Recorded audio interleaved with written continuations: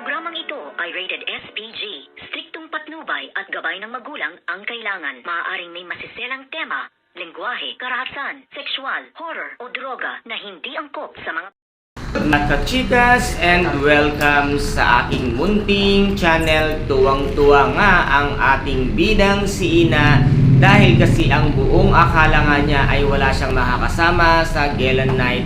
Ngunit nasurpresa nga siya nang sabihin nitong si Francis na siya ang magiging kasama niya at kaparehas niya sa gabing ito, kung kaya't dito nga ay kampanting-kampante ang kalooban ng ating bidang si Ina dahil nga nasa tabi niya ang isang Francis na maginoo at sobrang aalalay at napakabait na always ngang nasa kanyang likuran at tabi hanggang sa huli ay si Francis nga ang kanyang makakasama. At dito nga ay nalate pa ito ngang si Francis sa pagdating sa Gala Night at dito nga ay kitang-kita na naman ito ngang si Yuhan ang kagandahan at nabighani siyang lalo dito nga sa ating bidang si Ina. Ngunit ito ngang si Amy ay hindi na naman siya mapalagay dahil talbog na talbog nga naman talaga siya nito ngang si Ina dahil wala siyang ibabatbat dito nga sa ating bidang si Ina. At dito naman ay nagkaroon pa nga ng parinigan at dito nga ay napahiya na naman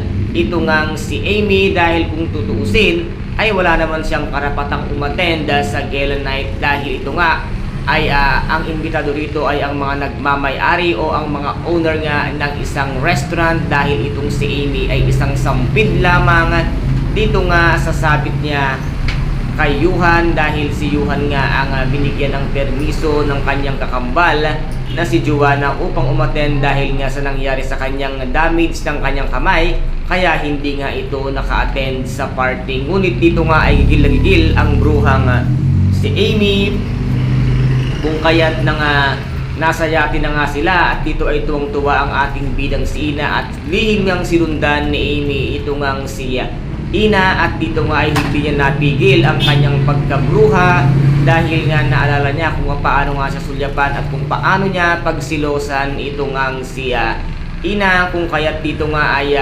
hinablot niya ito at naitulak niya nga ito sa gitna ng dagat. At dito nga ay nagkumahog ang ating bida na kawawang kawawa naman.